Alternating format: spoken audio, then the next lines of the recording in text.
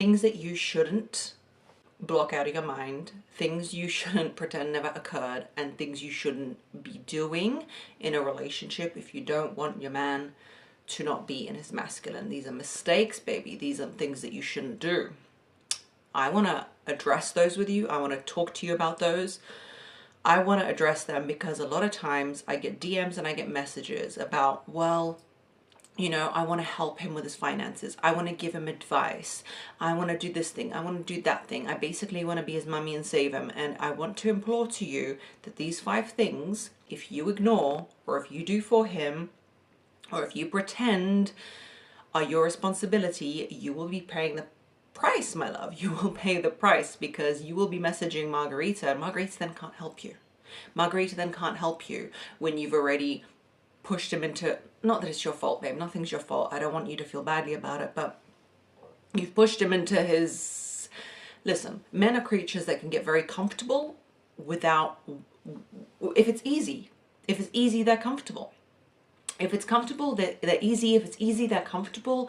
They're laying back on the couch. They're having a good life. If you have stood up and ran to do all his jobs for him, if you have become the savior of the day, there is no reason, my love, why he should be like, no, Rebecca, please, let me do it. There is no prerogative. They're very, very smart creatures.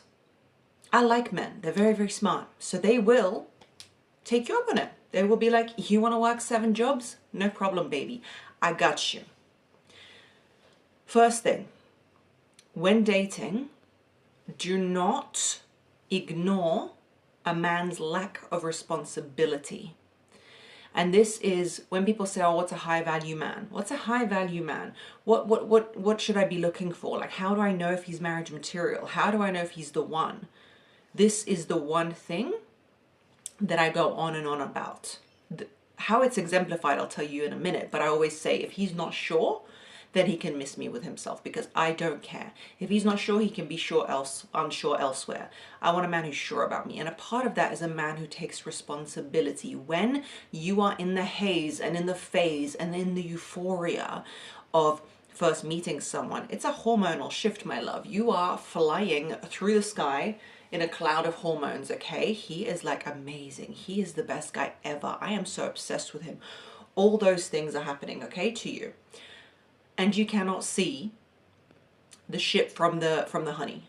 The flies are flying everywhere. I don't even know where these metaphors are coming from, but they're coming, okay? And you need to sit down for a minute and you need to be serious with yourself about whether this man is shunning responsibility or whether he's taking it on. Because if you want a responsible person, it doesn't sound very sexy, right? But what is certainly very sexy is a masculine man. And one of the biggest parts of masculinity is taking responsibility for others. And I don't mean he's going to be responsible for your whole life and do everything for you. What I mean is he's going to be responsible enough to take care of himself, to be honest, to look after the children that he's planning to make with you, because let's just pretend that maybe that's what you want, a family in the future, or at least a dog, I don't know, or to be able to rely on him. If you don't see those traits, if those traits aren't coming up, if they are not exemplified, then despite how many hormones are flying in the air, you need to see that as the biggest red flag. You should not take the responsibility from him because that will push you into your masculine and him into his feminine. Unless that is what you want and that's what makes you feel sexy and like a goddess and that's what makes you thrive, then go for gold. Take all the responsibility. But when you first start dating him, see what he's like. Does he keep promises with people? Is he on time with things? And I don't mean on time like, because God knows, my husband's late for a flight. Like, so it's not about that, is it? It's about the fact that, is he responsible with his word? Is he good with his word? Or is he a kind of guy who's like, I don't know, it's your responsibility that you didn't use contraception. I don't know. Or is he the type of guy who's going to ask you about it? Is he the type of guy that if you've made a date, he's organizing where you're going? Is he the type of guy who, yeah, he might be easygoing. He might not care that you always just go to the cinema and, I don't know, eat pretzels for dinner. That's fine. But is he the type of person who, if you don't take the responsibility, if you're not the one who's always mothering him, does he step up? You need to watch for those things, because it might be cute when you first meet, but it's not going to be cute when he's your husband. It's not going to be cute when you're dragging him through life. It's not going to be cute when he's not responsible for anything, and then you've got your 3 children that you guys have talked about, but he's not responsible. He doesn't care. He doesn't care to wake up in the morning. He doesn't care to what school they're going to go to. He doesn't really care about any of it, because it's not his responsibility, because you are always the one who's picking up the shit. You're always the one who's doing it. If you want a man who's in his masculine, watch out in the beginning for how he's acting. Is he there? Does he show up? What does his word mean? Because a man has only one thing in this world, and that is his word. If he told you his word, if he was honest, how honest is he? Don't take that responsibility from him and hide it in a way that you confuse yourself and deceive yourself into thinking that he can be someone who's steadfast for you. Number 2. If you are in a relationship with him,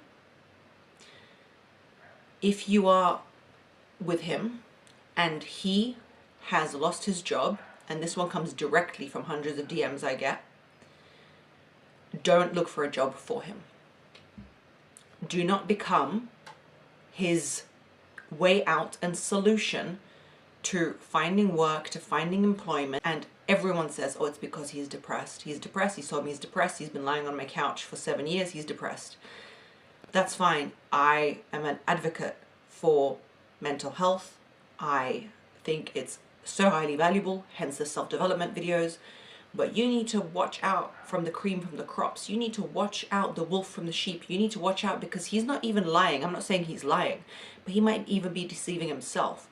Because I've told you the story, and I'll tell you again, when London was being bombed by the Nazis in World War II, people who were in a catatonic state in mental hospitals with such severe depression that they could not even get up. They were basically in a vegetable state. They did nothing. When there was nobody to drive the fire engines, those men, you know what they did? They got up and they drove those fire engines to put out the fires. Why? Because when a man has a calling, a responsibility, a duty, he stands up and does it. So I'm not saying that you should ignore his depression, no. But what is he doing about it? What is the advances? What is the way forward? It is not your job, especially if he's depressed, to go and find him a job. Because if he's depressed and he is incapable of working, then that's not going to solve the solution anyway. It's your job to believe in him and say, I believe you will find yourself something. But a lot of times what men will do is they will rest on their laurels. They will go into their feminine energy of just being in life, and you'll do all the doing. And you will be unhappy because you don't want your 2 jobs, because you already work 1 job and you already look after the child. Why are you treating him like an adopted son and getting another job in order to support him? And trust me, you think his guilt will kick in? You think he's going to say, oh, you know, she's been working so much, like I shouldn't do this, like I should step up, you know, I should look after the family. No, it's not. If you make it convenient that you're looking for jobs for him, I've heard this time and time again, oh, that's below my pay grade. Oh, that job's not my dream job. Oh, I wanted to be a sound engineer and that's not really what I'm looking for. Well, then look for it yourself, my friend. Look for it yourself. It needs to be his mission. It needs to be his responsibility. But I will say this, the role you have in playing in this is utmost and utter belief in him. If you really want to use your feminine energy to amplify what he's doing, the way to do it is belief in him and be like, you're amazing at these things. I believe you can do it. Do not pick up another job, and do not, by Christ, find him a job. Which leads me to number 3. Do not lend him money. This does not apply to your provider husband who's been working his whole life for 20 years and then suddenly his company shut down or something happened, and you also work on the side because you've got this amazing cookie business. I don't know what it is. You're basically Martha Stewart in here. And he says, hey, I'm looking for a job. Can you cover us for like a month? Can you loan me this to restart my new business? Yes, to that man you can lend money, because for 20 years he has been providing for you. You can step up. It's the same if you've been looking after your children for 10 years and suddenly you get this amazing opportunity and you go, could you look after our children for a week? Well, him going, no, I can't, is ridiculous, because he can and he should, because you've been doing it this whole time. It would be unfair if he was the main provider and he looked after the children and you just sat on the sofa all day, right? So in the same way, if he's proven himself to be there for you, to provide for you, to provide for your family, and suddenly he's said, you know, can I borrow this, da-da-da, fine.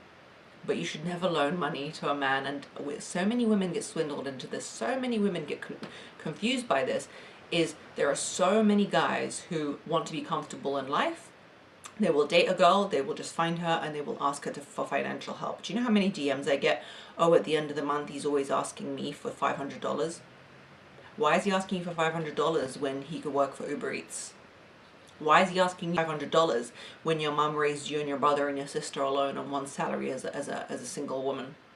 Why is he asking you for that $500 maybe 1 month, but why is he asking third month? Why? Why is he not open some kind of business with his friends? Why? The first month should be embarrassing and he's asked you, okay, you've loaned him, but why have you become his financial plan? Do not lend him the money. He is not your husband. I don't know who he is. He is not married to you. Oh, what should I tell him, Margarita? I can't give you the money. If you can't be that blunt, say you've loaned it to your cat. You've loaned it to your cat needs a surgery. I don't know. You support your mum. You work and you support someone else who is in dire need, like a child or an older person. You don't owe this guy anything. If you can't be honest, pretend. I don't care. But this is not solutions you should be having in life. You don't need to be solving issues for people who need to solve it themselves. And if, by God, he is just somebody who's in a spot of trouble at some point in his life, then you solving his financial issues monthly, it's not going to provide the solution you're looking for. He needs to be able to be capable of doing it himself. He's not your child. I know you want to be the savior. I know you want him to love you, and for some reason you equate that love to providing for him. But do you want to be his dad, his mom, his brother, uncle, and sister, and everything? What role do you want him to play? Because right now it feels cute and it feels nice for you to save him, but it's not going to feel so nice when you're looking at him like as if he's your child and he's looking at you as if you're his mummy, and you're writing to me asking why there is no sexuality in your relationship anymore. Well, there's no sexuality in your relationship anymore because we as healthy human beings don't find our children attractive. So why should you find him attractive? Because he's essentially taken the role of your child. Number 4, do not give him advice that he's not asked for. And this one is very hard for me and very hard for you because women love to give advice that men haven't asked for. But honestly, in the male kingdom, men don't give each other advice that they haven't asked for. A man will only come and ask for advice from another guy when he is ready and he has expelled all the other solutions and resolutions in his life, and he's sitting there thinking, I don't know what to do. Who is the best expert in this field? And he's going to go to the friend that he values in that field. If he needs someone to talk to, that's who he'll talk to. Women constantly giving advice to men about what they should do next isn't the solution to him being more in his masculine. It's not the solution to you being more in your feminine. It's not the solution to you feeling more relaxed. It's not the solution to you feeling more just in your feminine, guys. Like you're not gonna feel adored and beautiful and wonderful, as shitty as that sounds. But if you're always giving him advice, telling him what to do, this, he's not asked you, stop doing it. Because what's gonna happen is he will get used to you always commanding things and always being on top of him. How many couples do you know where the man is like a Will Smith and she's like a Jada? Now, I don't want to comment on those two people. I don't know them. Everyone is on the I hate Jada train right now. I feel very, very, very hard pressed to like or dislike somebody I don't know. Honestly, it's a very hard for me to take a stance on two people I don't know, and I don't know how people do it. They often on social media have political stances. They have stances on celebrities, or how could Jennifer Aniston do this? How do you know her? How do you even know she exists? Maybe she's AI. I'm joking. That's gone too far. But you don't know that. You don't know who Will Smith is. You don't know who Jada is. You don't know you don't know that what is sold to you is a reality. So I'm not commenting on that, but what I'm saying more so is that even if it works and you're constantly giving him advice, you're going to shoot yourself in the foot, because you're always going to be giving him advice and you are going to lose respect for him. If you are always the one who needs to advise him and do everything and decide this and decide that, one of two things is going to happen. He's either going to go into his feminine and relax and you're going to have to decide everything all the time, or a masculine man's going to go, why is this woman constantly micromanaging me? And I am sorry to say, but this control lever that women have, I have it in me. It's so hard to put away, but I want to like make sure the situation's okay. I want to control it. It comes from an anxious attachment. I want to make sure that nothing's going to go wrong. But control isn't love. Control isn't care. You're mistaking your control for care. But in reality, you're just not letting people breathe. And then women wonder, why is he always like not returning my call? Why does he not want to come home? Why does he not want to do this? I dare you to stop giving unsolicited advice to people and just sit and listen and watch how people gravitate towards you as opposed to trying to run away from you. If you find people run away from you, try it. It is actually incredible. Number 5 is don't make decisions for him constantly, which ties into number 4, but number 4 is about advice and constantly talking his ear off about what he should do and why he's wrong and da-da-da. Number 5 is just always making decisions for him. It's a pace thing. I am a very fast-paced person in my thoughts. My brain works 100 miles an hour. I don't always make the best decisions. I don't always know what the right thing to do is in every field of my life, okay? So I'm not like this knowledgeable oracle or anything.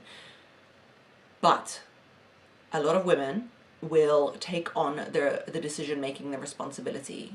I don't mean in like, look, you might care about the home interiors and he doesn't, so you take the responsibility and you do it. That's fine, but know one thing, my love. Know that you will be taking on the responsibility of the home decor and everything for the rest of your life. And to be honest, I would like that in my relationship. My husband makes most of the home decor decisions. I don't know why. He just really enjoys it. He thinks he's some kind of architect. Fine, cool, go for gold. I'm much more relaxed. I'm like, yeah, I like both. Who cares? Which is usually the opposite with men and women. But if you ask yourself before you intervene and make the decisions for him every time, like what you're going to have for dinner, which flight you're going to take, which hotel you're going to stay in, what you're going to do, ask yourself, do I want to be making this decision till the dawn of time, till the end of time, till the 3 horsemen? Do I want to do this forever? Because men's brains work in very simple algorithms. If she's doing this, she enjoys doing this. She's gonna do it. And do you know how hard it is? I have go with the flow days. I say that to myself in my mind because when I wake up in the morning, I want to be at the house with our son doing something. I know that, you know, if we go to the beach in the morning is better because it's going to get hotter, blah, blah, blah. So I'm always hustling people to do stuff. I do this with my friends as well. I'm like, let's go, let's do it. I'm the organizer, okay? But I have to have go with the flow days. And I think a lot of women are like me. You know what? Just wake up and let him do it. Let him do it. You're always fussing that he does it wrong. He dresses your children wrong. He fed the chickens wrong. He fed the fishes wrong. How can he ever make decisions if you're always gliding in there like an eagle and snatching it from him? Like, you are so on it that it's impossible for anyone else to be on it. I don't know if you've ever experienced it, but have you ever been in a friend's house, like a couple, and the woman is so on it that even you feel like you can't touch like a cup in her house, you can't ask for a coffee because she's so aggressively all over everything? That is a trait we have. I have to control it, you have to control it. If you're always like, oh, just give me that thing, oh, just do it right, oh, you didn't do it right. If that is a trait you have, understand that you are, number 1, gonna push people away, which is fine. If you don't mind, then that's fine. But number 2, you're going to be doing that till the end of time. You will be Monica, out of friends, doing it perfectly with no friends around you. And I've seen this time and time again. I saw it with many people I know who are elderly in my family. They push people away at the price of family and togetherness because they want the bowl standing in the right place, as opposed to part of being in the feminine and part of enjoying the soft life and part of just being happy is letting go of neuroses, letting go of these imagined ideas of what you thought life was like. You've married another human being, or you've decided to be with another human being.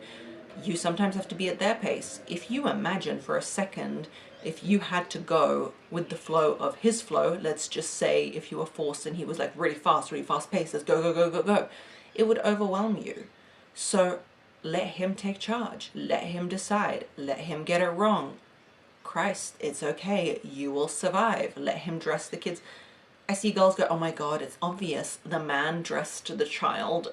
The pants don't match the top. Who cares that the pants don't match the top? I don't even dress my own son. He dresses himself. He's 3 because he likes to wear his own certain stuff that he wants to wear. Do you think he looks ridiculous? Not to me, actually. He doesn't look ridiculous to me. He looks very cool to me because I don't like to impose my own style and fashion on other people. Like, who cares? To other people, I may look like a joke. So let it go. Let go of the reins, baby. Stop trying to find him a job. Stop loaning him money. Stop giving him unsolicited advice. Stop doing everything for him and then wondering why you're the only one doing everything. And most importantly, in the dating stage, number 1, first and foremost, don't date a man who's not reliable. You've got to vet that shit. You've got to look at it. You've got to assess it, because then you'll be crying about why am I the only one who cares. A really, really, really, really big part about being the provider, or how do you find one, I get that question all the time, is thriving in responsibility. That's a really big part of masculinity. That's why I say motherhood is a masculine energy, because you have to tell them what to do. You have to push in a certain direction. You have to plan things. You have to do things, because masculine energy and feminine energy isn't about male and female, gender and genitalia. It's about an energy. It's like yin and yang. And a lot of us are in a masculine energy and we're tired. We are tired. So if you don't want to be tired, don't do those things. Don't make these mistakes.